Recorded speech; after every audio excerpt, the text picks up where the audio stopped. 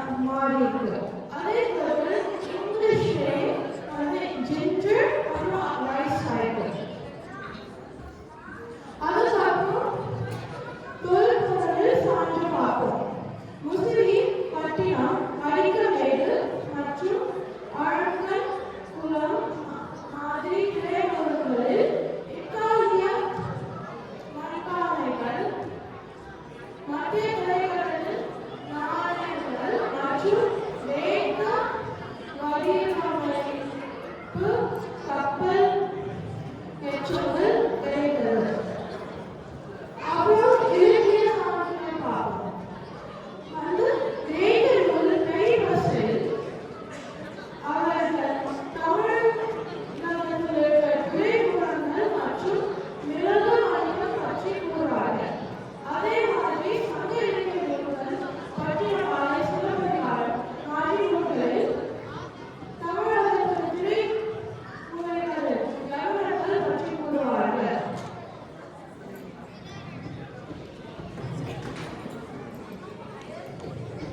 இந்த கடல் வணிகம் தமிழகத்தில் அரசர்களுக்கு ரொம்ப செல்வத்தை கிடைத்தது மற்றும் புதிய தொழில்நுட்ப அறிவுறுத்தல்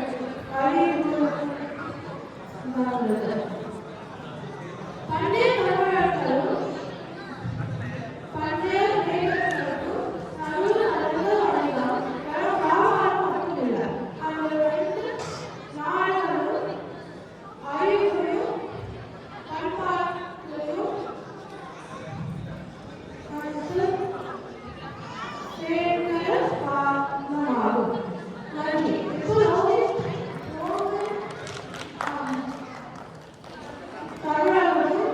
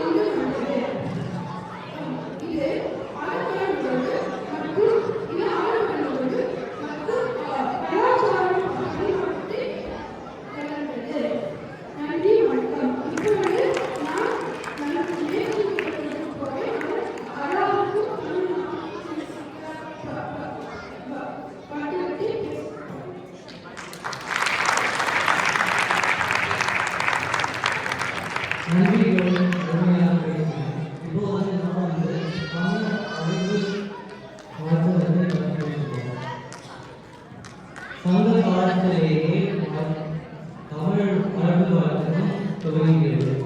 யூரோப்பியர்களுக்கு முன் அரபு மக்கள் தமிழ்நாட்டில் வர்த்தகம் செய்தனர். பருவகாலங்கள் மற்றும் ஆற்றின் திசையை அறிந்து அந்த காலங்களில் வர்த்தகம் செய்தனர். அரபு மக்கள் கப்பல் கட்டுமானத்தில் சிறந்தவர்கள். அவர்கள் நிரந்தர துறைமுகத்தை உருவாக்கினர். இது மூலமாக அவர்கள் நம்பிக்கையான தொடர் வர்த்தகம் செய்ய உதவியது. அவர்கள்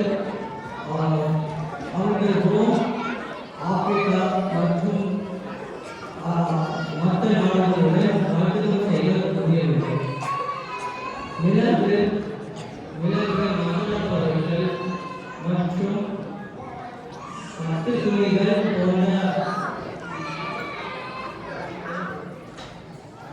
போன்ற பொருட்களை வர்த்தகம் செய்தனர். அதற்கு பதிலாக தங்கம், வெள்ளி, குதிரைகள் மற்றும் பேரீச்சை போன்ற பொருட்கள் எல்லாம் அரபு நாட்டிலிருந்து வர்த்தகம் செய்தனர்.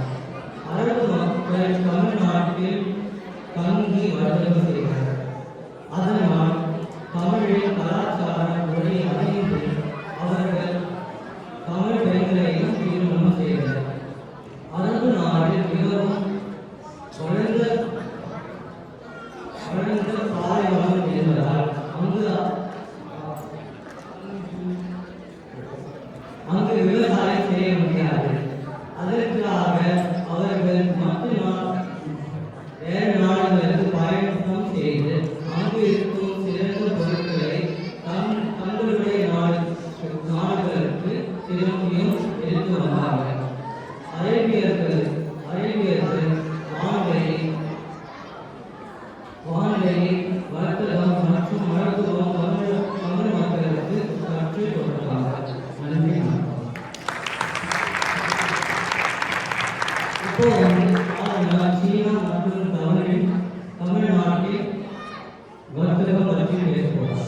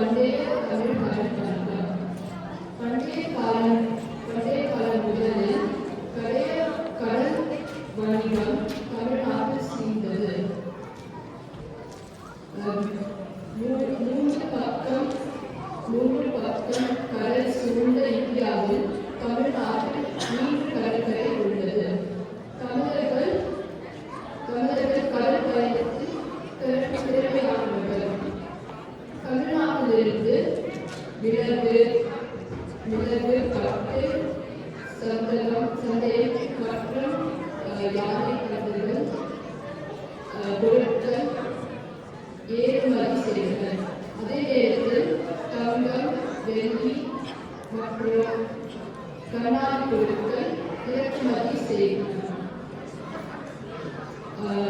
காவேரி பட்டினம் மற்றும் முசிறி கோட்டை மற்றும் கோட்டை எல்லாம் துறைமுகங்கள் உள்ளது. கடைசியில் இந்த வரலாறு அறிந்து நம்ம பெருமைப்படலாம். நன்றி, வணக்கம். ரொம்ப அருமையாக பண்டைய தமிழரின் வழியை நம்ம சொல்லி கொடுத்தாங்க. அப்போ நான் கேள்வி கேட்பார்.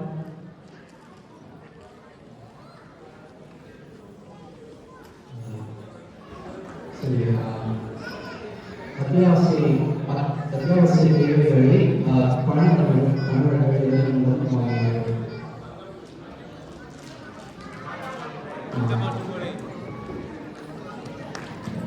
நன்றி.